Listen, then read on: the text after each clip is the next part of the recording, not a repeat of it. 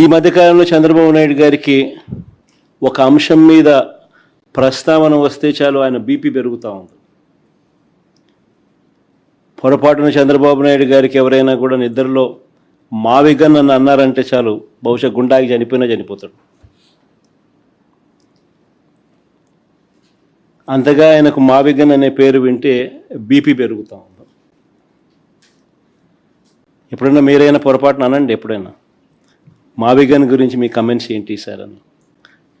గుండె ఆగిపోకపోతే అదృష్టము, మిమ్మల్ని తిట్టకపోతే,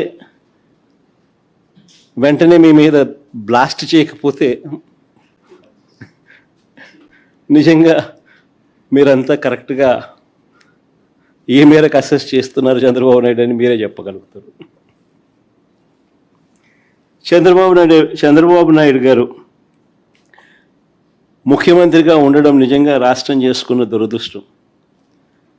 చంద్రబాబు నాయుడు గారు అనే వ్యక్తి రాష్ట్రానికి ఎన్నటికీ కూడా రాజధాని లేకుండా చేస్తూ ఉన్నాడు. ఇప్పుడు కాదు, రాష్ట్రానికి ఫ్యూచర్లో కూడా రాష్ట్రానికి రాజధాని లేకుండా చేస్తూ ఉన్నాడు. ఆ లక్షల ఎకరాలలో అమరావతిలో కేవలం రోడ్లు, డ్రైనేజీలు, నీళ్ళు, కరెంటు ఇటువంటి మౌలిక సదుపాయాలు ఇవ్వడానికే అక్షరాల 2 లక్షల కోట్లు ఖర్చు అవుతున్న పరిస్థితుల్లో